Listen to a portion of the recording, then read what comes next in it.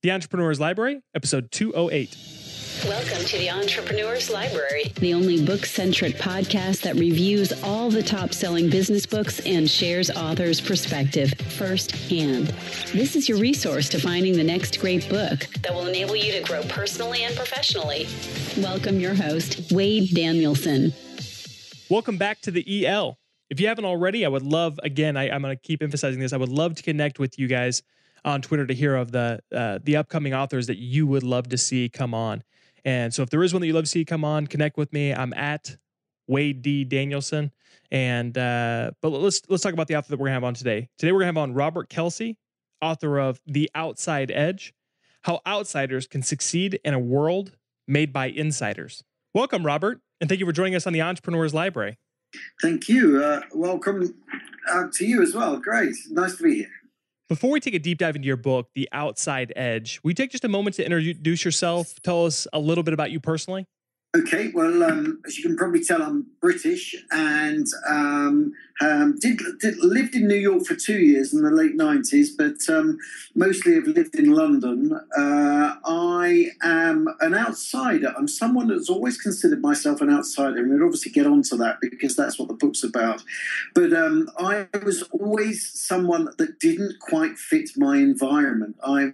My parents were EastEnders, if you like, but we were post-war moved out of London and ended up in the countryside of Essex. So I was kind of a sort of country, I was a townie, as they say, marooned in the countryside. And I think that's what began my feelings of disconnect with pretty much everyone around me. And since then, I've always had this notion that I've been a bit of an outsider. I've never quite belonged anywhere.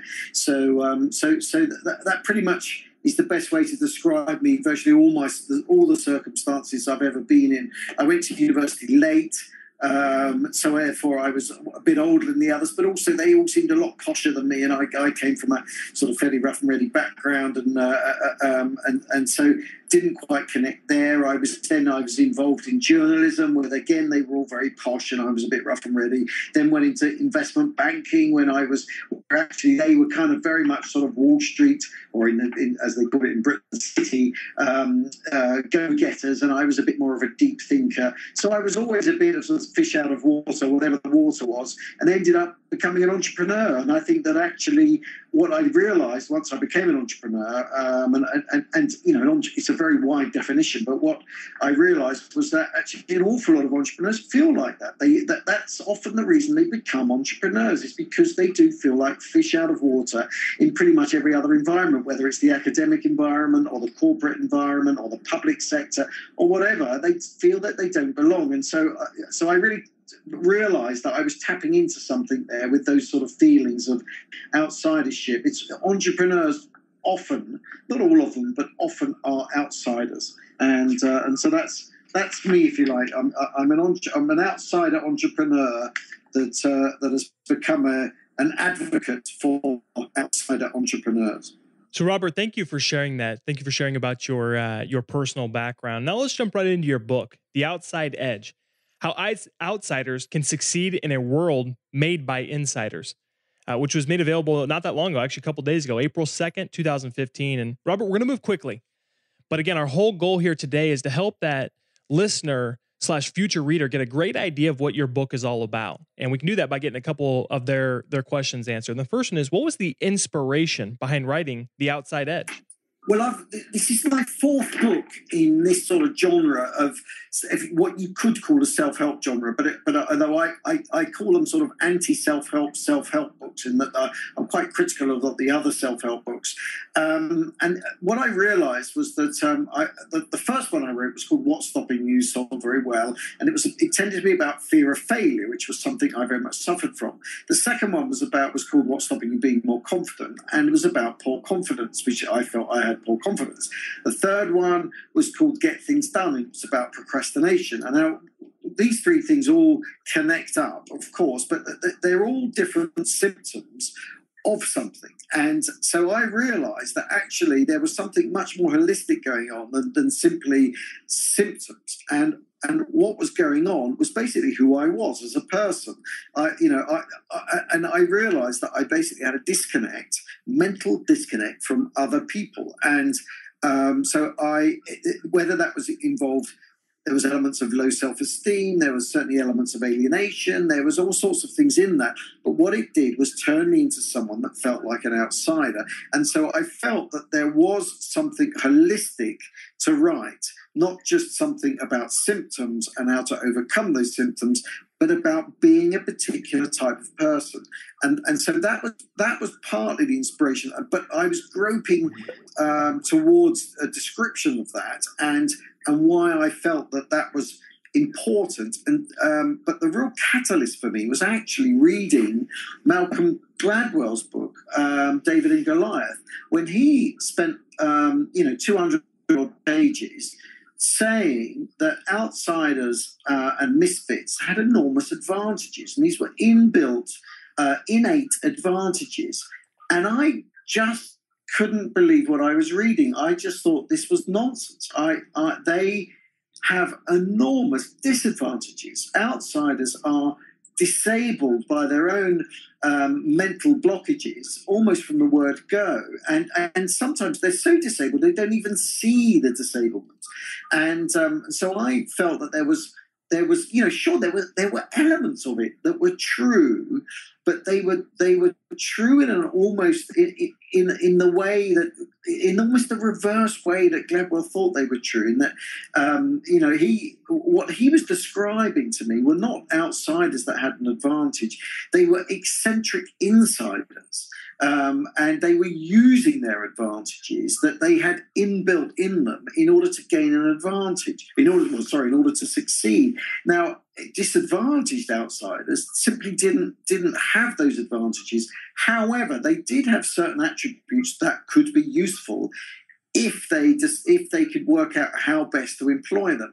And it was that sort of ended up with me gelling into an idea for a book, which at first looks like it's actually accepting Gladwell's premise, but it's not. It's absolutely rejecting it. But ultimately, you get back to the point that outsiders do have some unique attributes that they can employ to their advantage, but they've got to learn to employ them. And unless they learn to employ them, in fact, those same attributes are enormously disadvantaged or enormously disabling.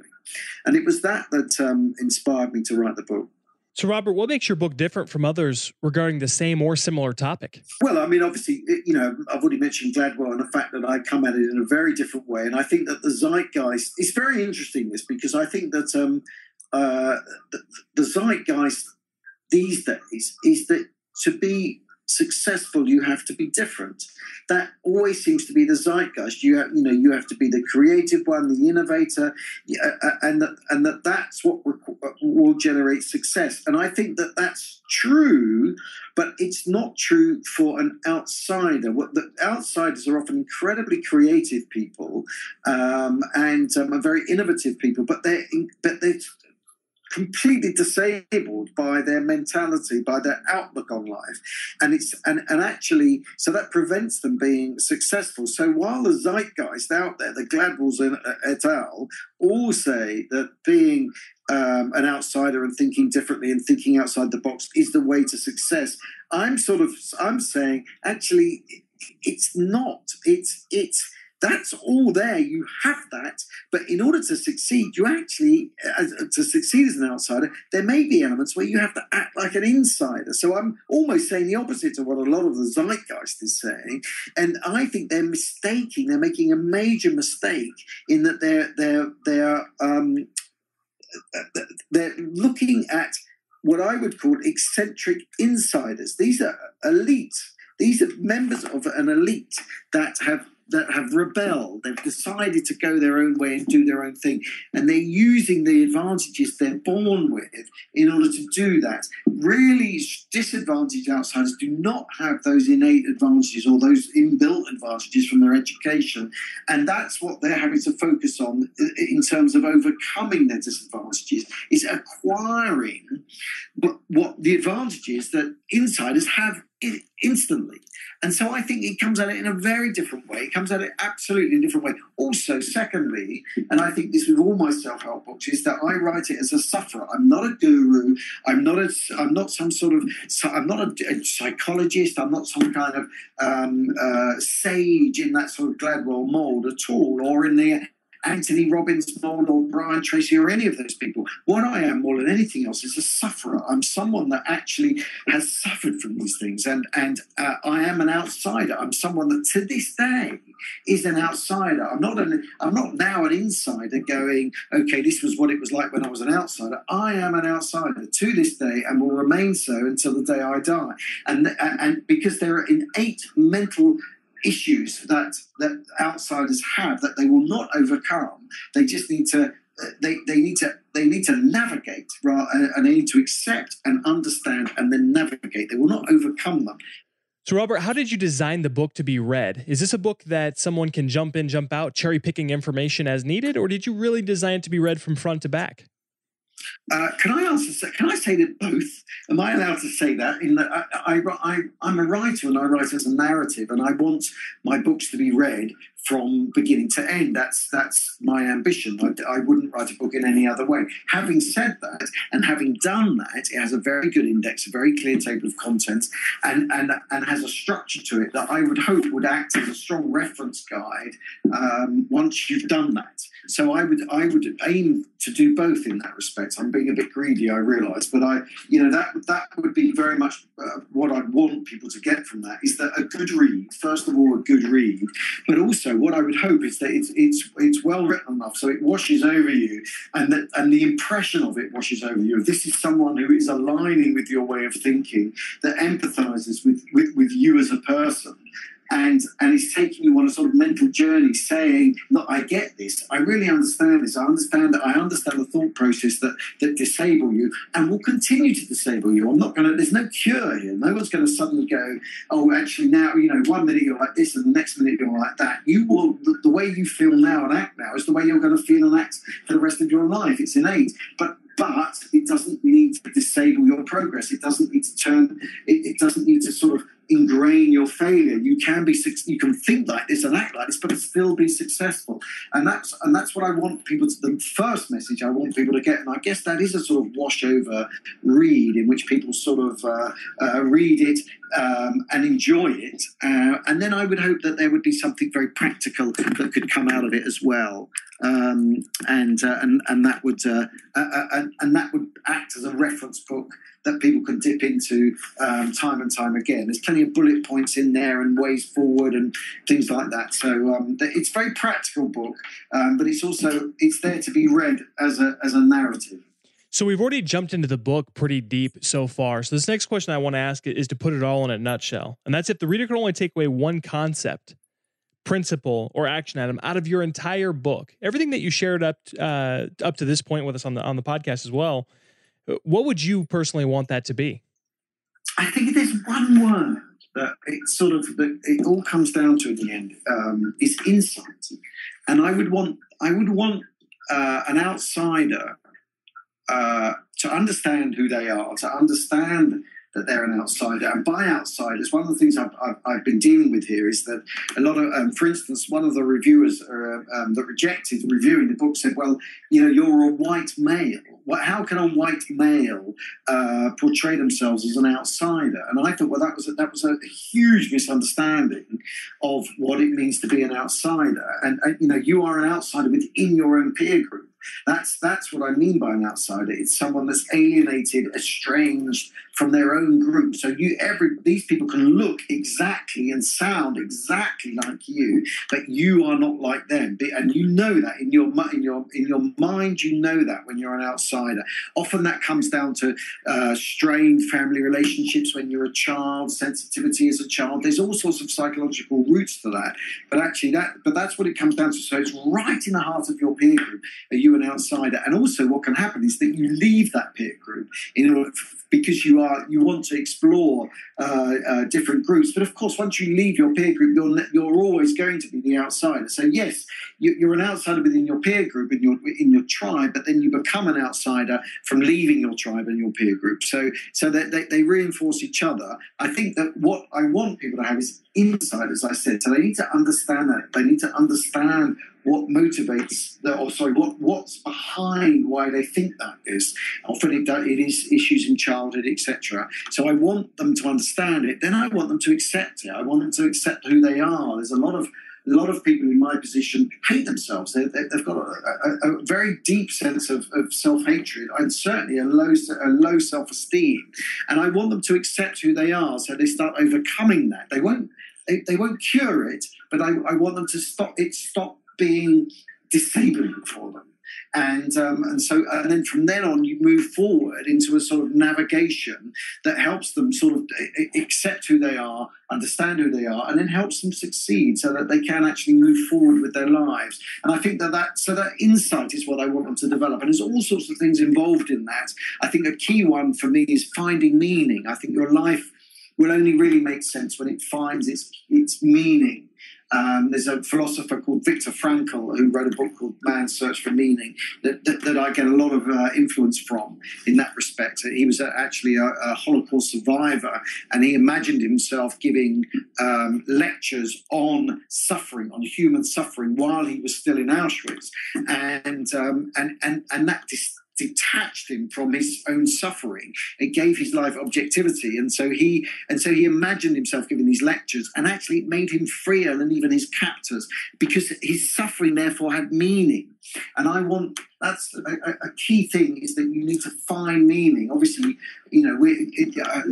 thankfully we don't live in such extreme circumstances now, but people still suffer, people still have angst and alienation, etc. And I want them to use that angst and alienation to develop an understanding and find meaning for their life. And only once you have that, you can really move forward. I think things really start to fall into place once you have that meaning. That will give you the drive and motivation. It will give you a plan. It will help you overcome setbacks, all that sort of stuff. And then from that moment onwards, you start seeing the world in a very different way, in that you start wanting to explore the potential of your meaning, of finding that meaning, and everything starts lining up. Whereas before, you're just allowing things to happen to you, and you're worrying that things aren't happening to you, and you can't understand why, and you knock on doors and they won't let you in, etc. But actually, once you've got meaning into your life, you'll know what was to knock and how to knock on them. And even if they won't let you in, it doesn't matter, you'll find a way around, and actually or find another door that works just as well.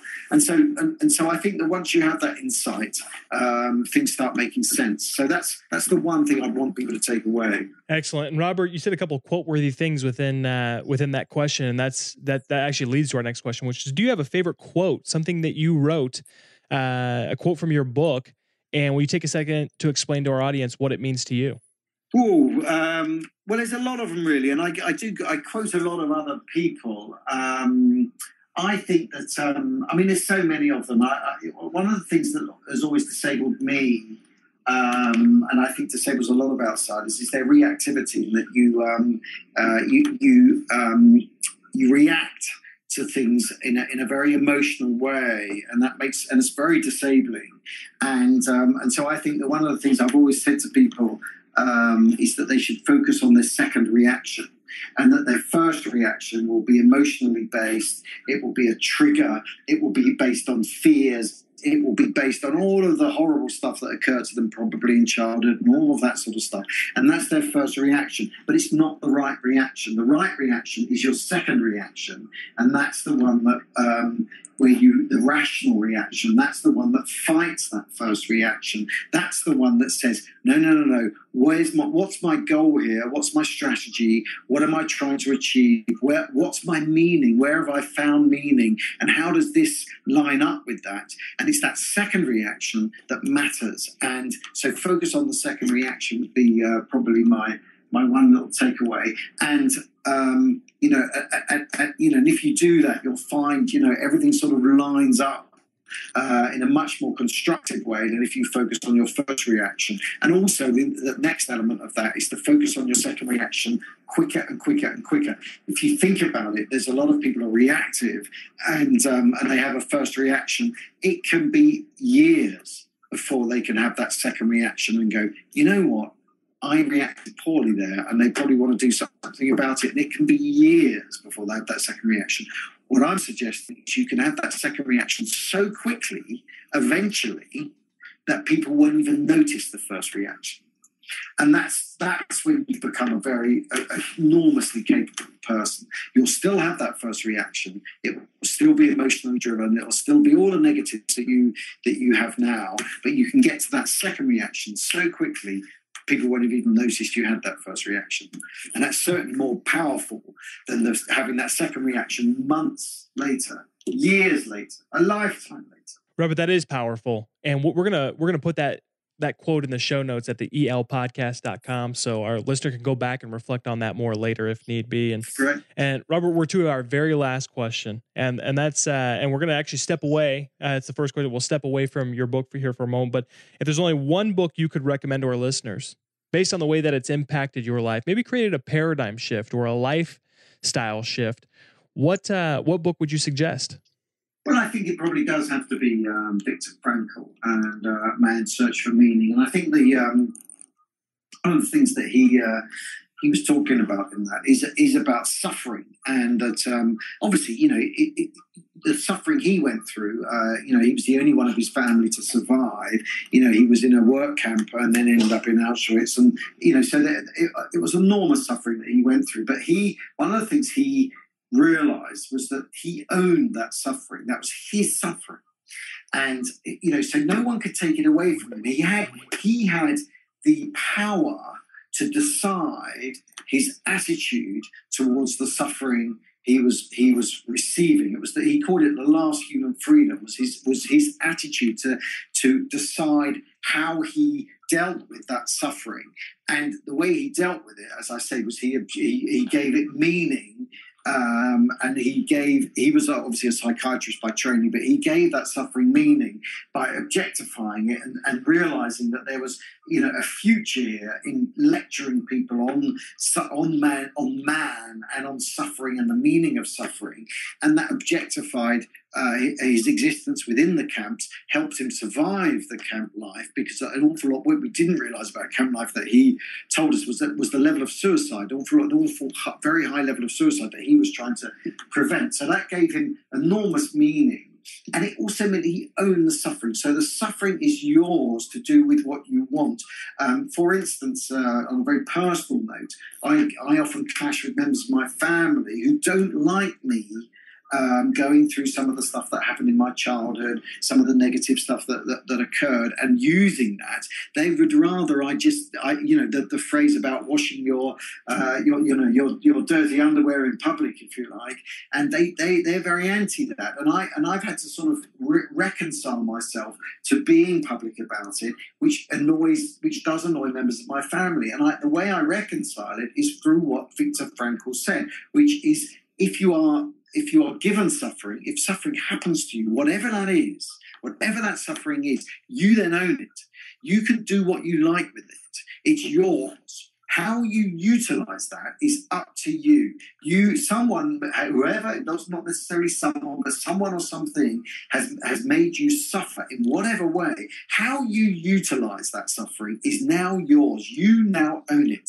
And I think that's incredibly powerful. There's an awful lot in Britain at the moment, awful lot of stories about child abuse going around, and I've seen in the States it's the same. And, I met someone that was writing a book on that. And again, people were a bit anti them doing this. She'd had enormous suffering from sexual abuse, and I said to her, you own that suffering. It's yours to do with what you want, and don't let anyone take it away from you. It's now yours. That's the last thing you have is your attitude towards what happened to you, and how you translate that into something that gives your life meaning. And Frankl gave me that, and that was an enormous insight for me.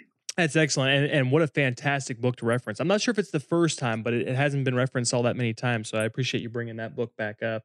Great. And Robert, before we depart, can you recommend the best way for our listeners to not only get more information on you, but to also get some information on your book, The Outside Edge? Well, obviously it's on Amazon, so please, you can absolutely go there. There's various other places you can buy it as well. I don't know if it's in shops in the States at the moment. It is. I know some of the others are some of the other stores in the States. I'm just Hudson's. That's right. I was there, just chunking with the chain, but it's in. I know it's in Hudson's, and also there is a website which is www.robert-kelsey.co.uk. So that's Robert-Kelsey, KELSEY.co.uk, and there's an awful lot on there. There's some videos on there, there's some extracts on there, there's my blog on there, and so there's an awful lot on there as well.